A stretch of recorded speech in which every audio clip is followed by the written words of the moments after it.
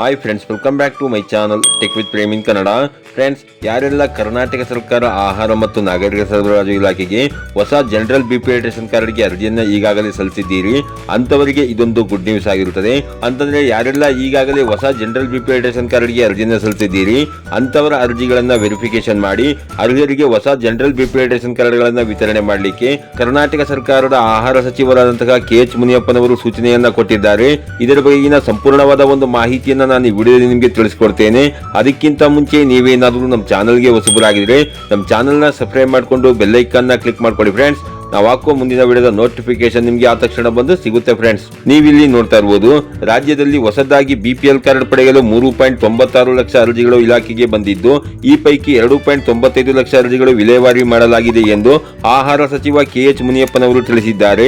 ಮಂಗಳವಾರ ಸುವರ್ಣ ವಿಧಾನಸೌಧದಲ್ಲಿ ಮಾತನಾಡಿದಂತಹ ಅವರು, ಕೇಂದ್ರ ಹಾಗೂ ರಾಜ್ಯ ಸರ್ಕಾರದ ನಿರ್ದೇಶನದ ಮೇರೆಗೆ ರಾಜ್ಯದಲ್ಲಿ ಅನರ್ಹ BPL ಕಾರ್ಡ್ ಫಲಾನುಭವಿಗಳ ಪತ್ತೆ ಕಾರ್ಯ ಮುಂದುವರೆದಿದ್ದು, ಈಗಾಗಲೇ ಹೊಸದಾಗಿ BPL ಕಾರ್ಡ್ ಕೋರಿ 3.96 ಲಕ್ಷ ಅರ್ಜಿಗಳು ಬಂದಿದ್ದು, ಈ ಪೈಕಿ 2.95 ಲಕ್ಷ ಅರ್ಜಿ ವಿಲೇವಾರಿ ಮಾಡಲಾಗಿದೆ ಹಾಗೂ ಉಳಿದ ಅರ್ಜಿಗಳನ್ನು 1 ತಿಂಗಳೊಳಗೆ ವಿಲೇವಾರಿ ಮಾಡಲು ಅಧಿಕಾರಿಗಳಿಗೆ ಸೂಚಿಸಲಾಗಿದೆ ಎನ್ನುವ ಒಂದು ಮಾಹಿತಿಯನ್ನು ಕೊಟ್ಟಿದ್ದಾರೆ ಫ್ರೆಂಡ್ಸ್. ಹೌದು ಫ್ರೆಂಡ್ಸ್, ಕರ್ನಾಟಕ ಸರ್ಕಾರ ಆಹಾರ ಮತ್ತು ನಾಗರಿಕ ಸರಬರಾಜು ಇಲಾಖೆಯಿಂದ ಸದ್ಯಕ್ಕೆ ಯಾವಾಗ ಅರ್ಜಿ ಸಲ್ಲಿಸಿದಂತಹ ಅರ್ಜಿಗಳು ಅಪ್ರೂವಲ್ ಆಗ್ತಿವೆ ಅನ್ನೋದನ್ನ ನೋಡೋದಾದ್ರೆ 2020, 2021, 2022, 2023, 2024ರಲ್ಲಿ ಯಾರೆಲ್ಲ ಹೊಸ ಜನರಲ್ ಬಿಪಿ ರೇಷನ್ ಕಾರ್ಡ್ಗೆ ಅರ್ಜಿಯನ್ನು ಸಲ್ಲಿಸಿದ್ದೀರಿ ಅಂತವರ ಅರ್ಜಿಗಳನ್ನ ವೆರಿಫಿಕೇಶನ್ ಮಾಡಿ ಅರ್ಹರಾದವರಿಗೆ ಜನರಲ್ ಬಿಪಿ ರೇಷನ್ ಕಾರ್ಡ್ ಅನ್ನ ವಿತರಣೆ ಮಾಡಲಿಕ್ಕೆ ಅಪ್ರೂವಲ್ ಅನ್ನ ಇಲಾಖೆಯಿಂದ ಪ್ರಾರಂಭ ಮಾಡಿರಲಾಗಿರುತ್ತದೆ.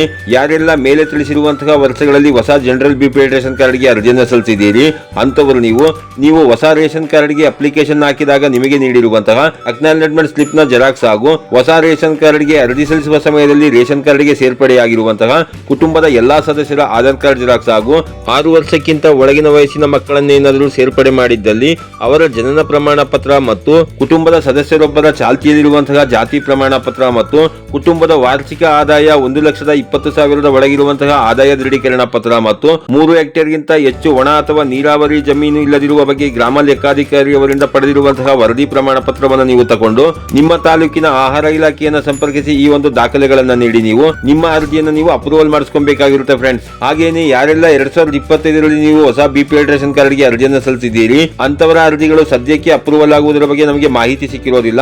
ಹಾಗೇನಾದ್ರೂ ಅಪ್ರೂವಲ್ ಮಾಡುತ್ತಿರುವುದರ ಬಗ್ಗೆ ಮಾಹಿತಿ ಸಿಕ್ಕಿದಾಗ ಖಂಡಿತ ನಾನು ನಿಮಗೆ ವಿಡಿಯೋ ಅಪ್ಲೋಡ್ ಮಾಡಿ ಮಾಹಿತಿನ ಕೊಡ್ತೇನೆ ಫ್ರೆಂಡ್ಸ್. ಇದಾಗಿತ್ತು ಇವತ್ತಿನ ಮಾಹಿತಿ. ಈ ಮಾಹಿತಿ ನಿಮಗೆ ಉಪಯುಕ್ತ ಅನಿಸಿದ್ರೆ ವಿಡಿಯೋಗೆ ಒಂದು ಲೈಕ್ ಮಾಡಿ, ಕಮೆಂಟ್ ಮಾಡಿ, ಶೇರ್ ಮಾಡಿ. ಹಾಗೆ ನೀವು ನಮ್ಮ ಚಾನಲ್ಗೆ ಹೊಸಬರಾಗಿದ್ರೆ ನಮ್ಮ ಚಾನಲ್ನ ಸಬ್ಸ್ಕ್ರೈಬ್ ಮಾಡಿಕೊಂಡು ಬೆಲ್ ಐಕಾನ್ನ ಕ್ಲಿಕ್ ಮಾಡ್ಕೊಳ್ಳಿ ಫ್ರೆಂಡ್ಸ್. ನಾವು ಹಾಕುವ ಮುಂದಿನ ವಿಡಿಯೋದ ನೋಟಿಫಿಕೇಶನ್ ನಿಮಗೆ ಆ ತಕ್ಷಣ ಬಂದು ಸಿಗುತ್ತೆ ಫ್ರೆಂಡ್ಸ್.